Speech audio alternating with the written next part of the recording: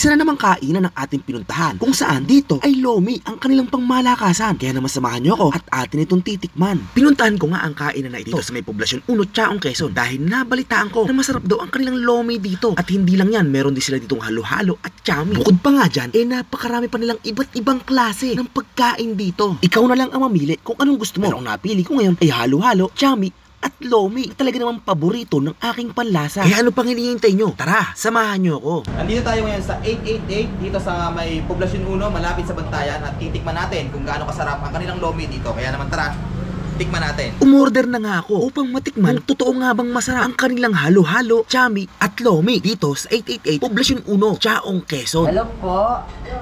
Magandang tanghali po. Ito po si Ate Lea, may-ari ng Lomi 888 dito po sa Poblasyon 1. Iniimbitahan po namin kayo na kumain po lahat kayo dito para napakasarap po ng pagkain namin dito. Special po ang aming halo-halo, Lomi, at saka po ang aming black pansit. Iba talaga dito sa 888 Lomi, Batangas, Poblasyon 1, Chaong, Quezon. Maraming salamat po. Dayo po kayo dito sa 888 Lomi House sa Poblasyon 1, sa Recto Street. Hanapin nyo lang po ang 888 Lomi House. Thank you po. Nagugutom na nga ako, kaya naman tara, samahan nyo ako. Tikman natin yan. So ayan, dito tayo ngayon sa may 888 dito sa malapit sa Bantayan. Dito sa may Poblasyon 1, Chaong, Quezon, at titikman natin ang kanilang masarap ditong halo-halo. Worth 60 pesos. Lomi special na nagkakahalaga ng 55 pesos. And then ang kanilang chami na nagkakahalaga ng 70 pesos. So ayan, titikman natin yung halo-halo ng 888. Na kung makikita mo, meron siyang ice cream sa ibabaw. And then meron siyang leche flan. And then syempre, ayan yung kanilang leche flan at yung kanilang napakaraming sahog sa ilalim. So ayan, tikman natin yung kanilang halo-halo. Creamy. And then malasang malasa, talagang hindi tinipid sa ingredients. Nagpisa na nga tayo ng kalamansi. Nilagyan na rin natin ang toyo at sili at ilalagay natin sa ating Lomi. At eto, titikman na natin ang kanilang Lomi na pinaka-specialty dito sa 888 Lomi House. Ito naman yung kanilang Lomi na nagkakahalaga ng 55 pesos. Toyo suka na may kalamansi. So, tikman natin. Oh.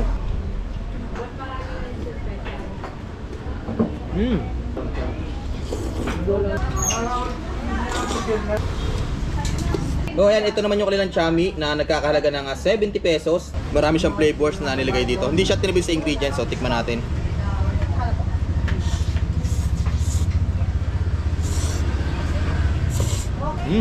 Taktong-sakto yung timpla ng lasa niya. Suabe.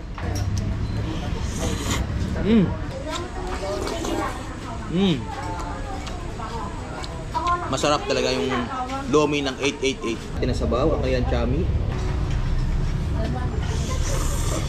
Ano pong masasabi niyo sa 888 Lomi, yung kanilang mga pagkain dito?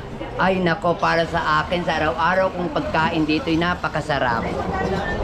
At kada sabihan kong bawat tao ay napunta rito at wala po silang masasabi kundi napakasarap. Yun lang po. Thank you po, thank you po. At dahil natikman ko na nga ang mga pagkain dito sa 888 tulad ng Lomi, chami at halo-halo, ay masasabi kong tunay na masarap ang mga pagkain dito. Kaya kung gusto nyo rin pong matikman ang natikman ko, di pumunta na rin po kayo dito.